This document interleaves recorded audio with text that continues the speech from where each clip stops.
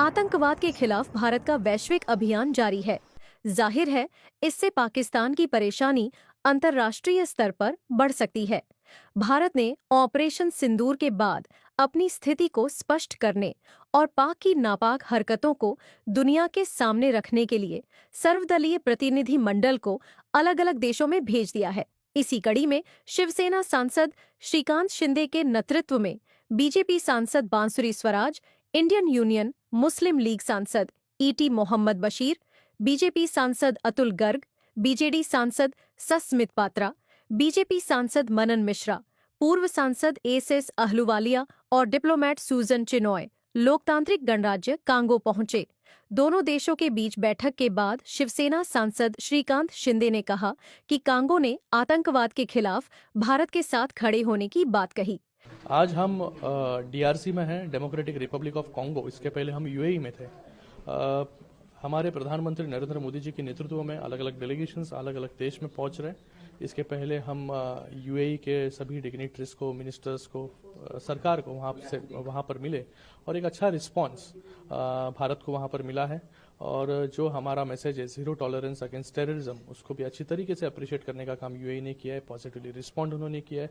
भारत के साथ खड़ा रहने का उन्होंने हमेशा इतने सालों तक भारत के साथ ही, आगे भी भारत के साथ वो पूरे जोरों से वचनबद्ध, पूरे जोरों से खड़े रहेंगे।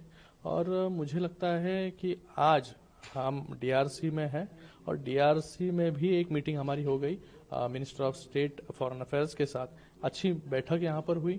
इस बैठक में हमने किस प्रकार से भारत इतने सालों तक टेररिज्म से जूझ रहा है, टेररिज्म से लड़ रहा है, इन्हें भी हमने वही मैसेज दिया, जीरो टॉलरेंस अगेंस्ट टेररिज्म, जो हमारा नया नॉर्मल है।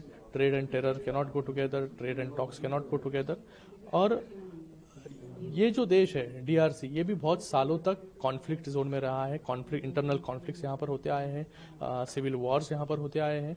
और उन्हें पता है कि टेररिज्म और क्रॉस बॉर्डर टेररिज्म, अगर स्टेट स्पॉन्सर्ड टेररिज्म किसी भी देश में होता है तो किस प्रकार से उस देश पर उसका प्रभाव होता है।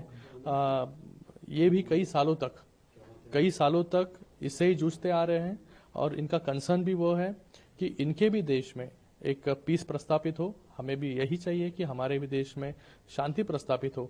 और इस शांति का मैसेज हम पूरे देश के सामने, पूरे दुनिया के सामने लेके जा रहे हैं। अलग अलग देशों को हम लोग मिल रहे हैं और यहाँ पर भी अच्छी तरीके से रिस्पांस देने का काम madam minister of the state external affairs इन्होंने किया। इन्होंने हमें कहा कि इस कठिन घड़ी में भारत के साथ डीआरसी पूरे ताकत से खड़ा है।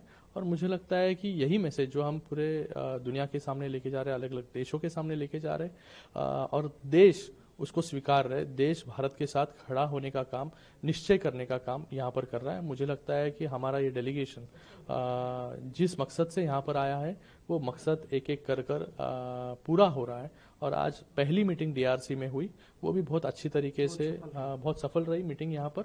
और मिनिस्टर साहिबा ने बहुत अच्छी तरीके से रिस्पांस देने का काम यहाँ पर किया है। ये समूह आगे लाइबेरिया, सिएरा लियोन जाएगा। भारत ने पहलगाम आतंकी हमले के बाद पाकिस्तान के खिलाफ कई कड़े कदम उठाए हैं। अब इस कदम के जरिए भारत दुनिया के तमाम देशों को पाकिस्तान की कायराना हरकतों और आतंकियों के भरण पोषण की बात सामने रख रहा है।